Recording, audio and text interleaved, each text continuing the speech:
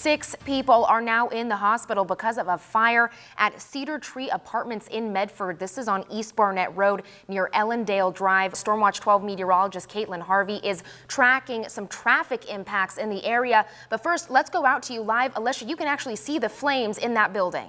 A major winter storm is bringing heavy snow and rain across southern Oregon and northern California. This is already having significant impacts on our roads this morning. Thank you for joining us. I'm Kate Houston. As you can see behind me, one of many helicopters is coming into this water source. I was just moved about 15 minutes ago as I-5 north and south are continuing to be closed down. As I've been standing here, I've counted 4 planes and 2 helicopters continuing to drop water all along this hillside. I'm inside one of 6 designated lung cancer screening hospitals in the state. Here, doctors are able to screen patients that might not be showing symptoms, but could still be at risk. ODOT told me that they're going to have crews ready on the roads for the snowstorm tonight because this is going to get much, much worse. Congressional negotiators wanted to work out a bipartisan deal before that deadline, but so far, negotiations have stalled. Firefighters received a call earlier this morning about that potential fire in Ashland.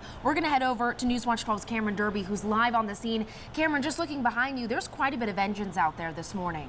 Right now, we're going to take a live look out at that fire so we can see what is going on in Paris. Now, as you can see, there's flames, large flames. This is a pretty stretched out view, and you can still see that glow of the Notre Dame on fire. Lots of smoke, and it's going to be so much fun. Some of these balloons and kites are truly amazing. We saw Smokey Bear. Newswatch 12's Cameron Derby is live out there this morning. Cameron, I think I can see Smokey right behind you. Right now, we have Fogline here to perform their song, I'm Not Sorry. This is ahead of their performance at 11th Ave. I've been kayaking out on the ocean before, and it was so much fun. Do you have anything here at this exhibit that people can use out on the ocean? A mama bear and her 2 cubs were seen in a couple of these trees behind me, which is only feet from the entrance to Lithia Park. Right now, Mount Ashland is covered in this fresh powder, 2 inches of it from this weekend. Food 4 Less has 3 to 5 shopping carts stolen every week, with each of them costing around $200.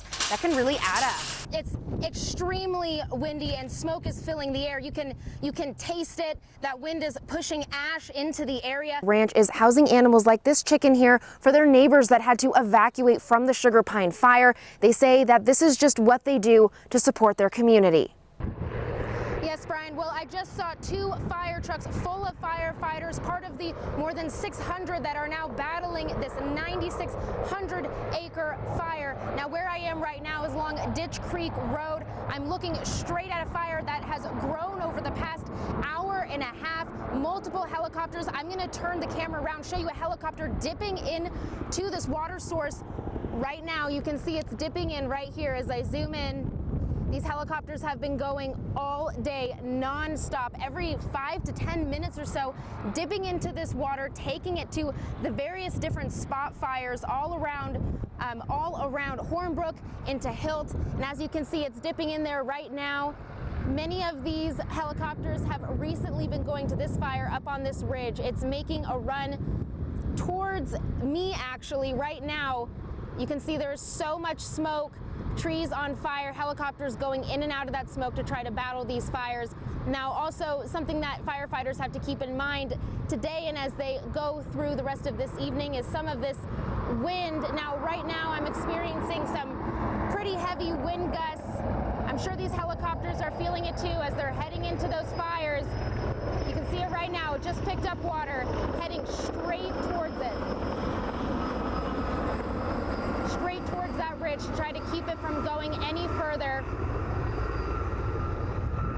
But as you just heard from CAL FIRE at that news conference, this has now grown to more than 9,600 acres. There are now evacuations in Jackson County, Oregon. Now we're going to keep you updated as we go through the rest of this newscast. Lynn Campbell has worked at Timber Products for 30 years. She's seen the economic fluctuations of the industry firsthand. The closing of the mills in the valley, which is really one of the saddest things that have happened to this valley economically. The mills were closed as customers went to find less expensive wood overseas. Today, Representative Greg Walden announced tariffs on Chinese hardwood imports upwards of 186%.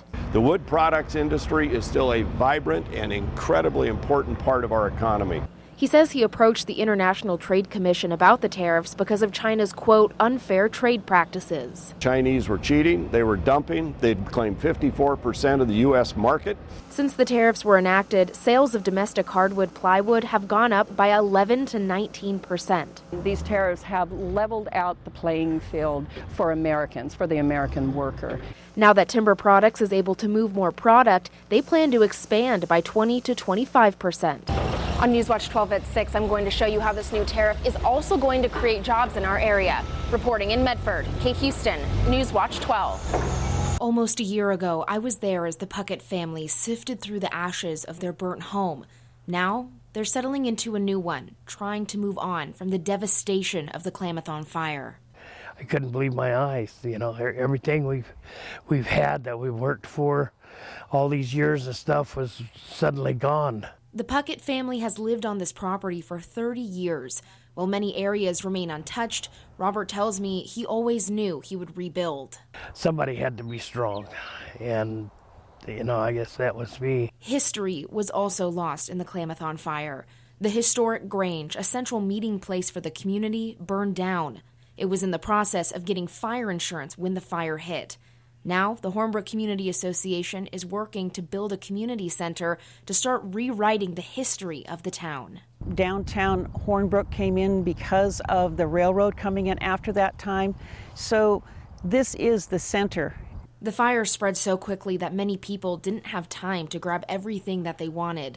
Despite all of this, Robert says that they're still grateful it wasn't worse. We still got our grandkids and our children, so I mean, there's a whole other life of taking pictures and, you know, enjoying life and thanking God, you know, that everybody got out safe. That was the main thing. Reporting in Hornbrook, Kate Houston, Newswatch 12.